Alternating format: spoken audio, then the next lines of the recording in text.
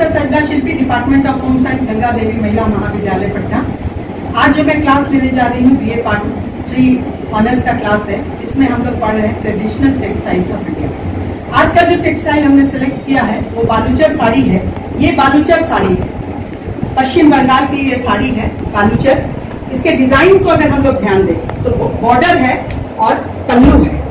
पल्लू में पेजिली बने हुए हैं और खंड खंड में इसके डिजाइन बनाए जाते हैं। हर एक खंड खंड में बनाए गए हैं सब। यहाँ पर ये दिख रहा है कि 2 नर्तकी डांस कर रही है और 2 महिलाएं तबला बजा रही हैं। इसी तरह से यहाँ पर डिजाइन उकेरा गया है। यहाँ भी कुछ इसी तरह का, इस तरह का आकृति देके किया गया है। छोटे छोटे बॉर्डर से इसकी खूबसूरती बढ़ाई गई है।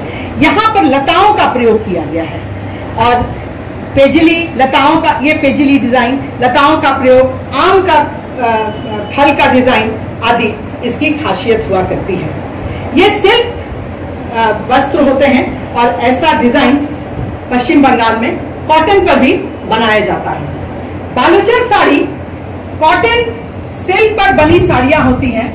ये हस्तकला की उत्कृष्ट कृति है, जैसा आपके सामने प्रस्तुत है। इसका उद्भव विष्णुपुर बालचर पश्चिम बंगाल का है। अधिकतर यह रंगों से रंगी हुई सिल्क साड़ियां होती हैं, जिन पर कई बार महाभारत रामायण के दृश्य भी उकेरे जाते हैं। पल्लू व बॉर्डर पर इन डिजाइनों का होना इसकी विशेषता है और ये 4 चांद भी लगाते हैं और ये तब बहुत उत्कृष्ट हो जाते हैं। जब ये स्वर्ण रंग में बुने जाते हैं, इसका नाम स्वर्णचारी कहलाता है। बंगाल के वस्त्र उद्योग का इतिहास मसलिन या मलमल के बाद का है। 18वीं शताब्दी में बंगाल के नवाब मुर्शिदा क्वाली खान ने बुनाई कला को प्रश्रय दिया। इस तरह की साड़ियों के बनाने की कला ढाका से मुर्शिदाबाद लाकर इसे बढ़ावा दिया। परंतु गंगा नदी में बाढ़ के कारण तथा गांव में पानी से डूब जाने के कारण इस वस्त्र उद्योग को बांकुड़ा जिला के विष्णुपुर गांव में स्थानांतरित किया गया। मल राजाओं ने भी इसे काफी प्रश्रय दिया और उस समय यह उद्योग खूब फला फूला। परंतु ब्रिटिश राज्य में राजनीतिक व आर्थिक उथल पुथल के कारण बहुत बुनकरों को यह अर्थ कमाने की विधि छोड़नी पड़ी और यह धंधा मंदा पड़ने लगा। 20वीं शताब्दी में श्री शुभो ठाकुर प्रसिद्ध कलाकार ने इस कला के महत्व को समझा और पुनः इसके उत्थान के प्रयास किए गए, जिससे बालूचर कला पुनः विकसित होने लगा। यह उनके ही प्रयास का नतीजा था कि श्री अक्षय कुमार दास इस कला के निपुण बुनकर को विष्णुपुर के अपने केंद्र में आमंत्रित किया और उनके सफल निर्देशन में श्री शुभो ठाकुर ने इस कला जैकेट बुनाई को सीखा। फिर अक्षय कुमार दास विष्णुपुर लौटकर इस कला की उन्नति के लिए प्रयास करने लगे। मल राजा के युग में विष्णुपुर में कई विभिन्न प्रकार के हस्तकला फल फूल रहे थे, जैसे टेराकोटा ईंटों से बने मंदिरों का निर्माण हो रहा था। यह इस युग के राजा महाराजाओं की बड़ी उपलब्धि थी। उस समय मंदिरों पर उकेरे गए डिजाइन बालूचर साड़ियों पर दिखाए जाते थे। बालूचर माइथोलॉजिकल स्टोरी उकेरना उस समय विष्णुपुर में बनी साड़ियों में दिखलाई पड़ता है।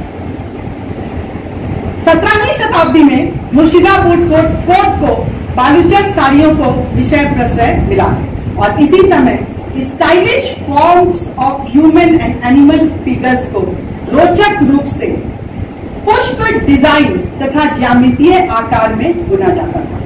नवाब तथा मुसलमान इसे टेपेस्ट्री के रूप में प्रयोग करते थे, जबकि हिंदू नोबलमैन अधिकतर साड़ियों के रूप में इसे रखते थे। साड़ियों का लंबा विस्तृत पल्लू अधिकतर आम के बड़े पैनल या पेजिली मोटिफ केंद्र में तथा छोटे छोटे आयताकार खंड में होते थे, जिसमें अन्य दृश्य होते थे। साड़ी के बॉर्डर पर पुष्प तथा पत्तेदार साड़ी पर छोटे छोटे पेजली तथा छोटे छोटे पुष्प के डिजाइन होते थे।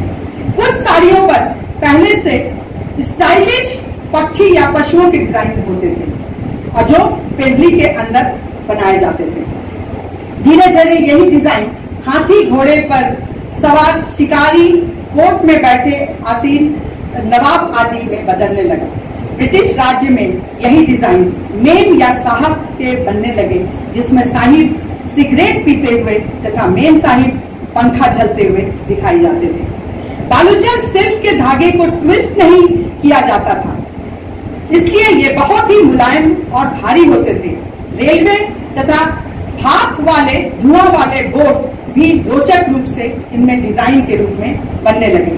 साड़ी के रंग बहुत सीमित थे परंतु स्थायी थे, इसलिए 100 और 100 से अधिक वर्ष पुराने वस्त्र अभी भी नए लगते हैं। 1960 ईस्वी में ऑल इंडिया हैंडीक्राफ्ट बोर्ड तो पुराने साड़ी के डिजाइन विष्णुपुर में बनाने की कोशिश की, यह नाकामयाब रही।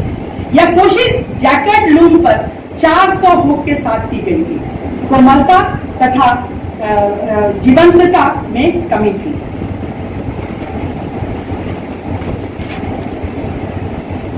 बंगाल के समृद्ध किस्म की बालूचर साड़ियां, जिसमें बनाने की उच्च तकनीक, डिजाइन तथा टेक्सचर सबके लिए मोहक, नजाकत भरा, खूबसूरत, प्यारा साड़ी, सब इसे अपने पास रखने की ख्वाहिश रखते थे।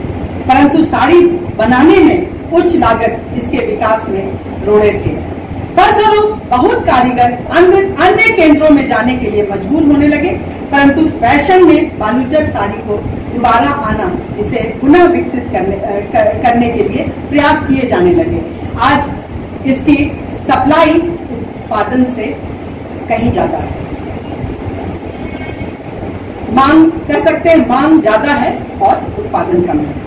भारत सरकार व बंगाल सरकार के संयुक्त तत्वाधान में विष्णुपुर बाटिला जिला में पुनः प्रोजेक्ट पैकेज बना की स्कीम तैयार की गई और इसके अंतर्गत डिजाइन का विविधीकरण, उच्च तकनीक का प्रयोग के लिए मशीनों, जैकेट मशीनों की व्यवस्था और इसको रखने के लिए इंफ्रास्ट्रक्चर का निर्माण किया जाने लगा, ताकि यह वस्त्र उद्योग पुनः फले और खुले। शिल्पकारों को ट्रेनिंग देने के अलावा इंफ्रास्ट्रक्चर पर ध्यान दिया जाने लगा और फैशन के अनुरूप बनाने की कोशिश की जाने लगी। और आधुनिक युग में एक्सपर्ट वीवर उत्तर प्रदेश मुर्शिदाबाद के में एक से एक बढ़कर बालूचरी साड़ियों का उत्पादन कर रहे हैं। इसके लिए पारंपरिक जाला टेक्निक का प्रयोग कर रहे हैं, परंतु अभी तक पुरानी परंपरा का ही प्रयोग हो रहा है। ऐसा कुछ बुनकर नहीं कर पाए हैं जिससे यह लगे कि बालूचर साड़ियों का नया अवतार हुआ है। धनिया खली, टंगैल, आरंग आदि इसके विशेष बालूचर साड़ियां हैं। नादिया जिला का शांतिपुर, हुगली जिला का बेगमपुर, बांकुड़ा जिला का कुंजेपुरा आदि अभी भी पारंपरिक बुनकरों का गांव है और शताब्दियों पहले इन स्थानों को इस बुनकरों का स्वर्ग कहा जाता था। बालूचरी साड़ियां विश्व के हर एक कोने में पहना जाने वाला साड़ी है। इसके बॉर्डर व पल्लू पर पौराणिक कथाएं अभी भी बनती हैं। इन दिनों पर्यावरण फ्रेंडली रंगों का प्रयोग होता है, जैसे केला के पेड़ का तना, बांस के पेड़, प्राकृतिक रंग जैसे फूलों के रंग से बने रंग, फल से बने रंग, नीम के पत्ते, हल्दी के पत्ते, ड्राई ट्विग्स आदि बुनाई के लिए उपयोग किए जा रहे हैं। जब बेल, बादशाह, बूटा आदि पशु पक्षी आदि वाले डिजाइन होते हैं तो इसमें 3 बुनकर कम से कम लगते हैं, परंतु जब कम डिजाइन होते हैं तब भी इसमें 2 बुनकर एक साथ काम करते हैं। एक साड़ी बनाने में करीब 7 दिन का समय लगता है और यदि यह महीन हो तो 1 महीना भी लग जाता है। रेशम की बारीक धागों से इन कहानियों को साड़ी पर उकेरना कोई आसान काम नहीं है। इसकी बारीकी के हिसाब से इसका मूल्य लगाया जाता है। कभी कभी बारीक साड़ी, उत्तम क्वालिटी का सिल्क, इसके दाम को, एक साड़ी का दाम करीब 10,000 तक भी हो जाता है। परंतु ये अलौकिक सुख प्रदान करने वाली साड़ियां हैं और बंगाल में इसे बहुत शुभ मानते हैं। शादी विवाह के शुभ अवसर पर पहना जाने वाला ये धन्यवाद।